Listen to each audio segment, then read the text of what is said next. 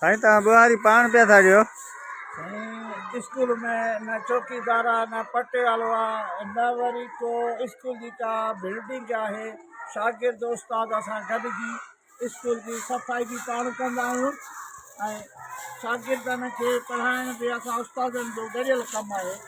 हिते का शइ कान्हे का बरसाति पई आहे मां चयो मिटी जेका ज़मीन वेही वई आहे इहे गंद किचिरे खे कढ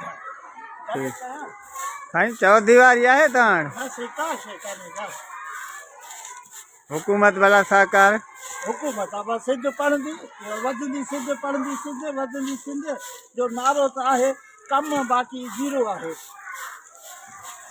तव्हां कुझु पैगाम ॾियणु चाहियो था?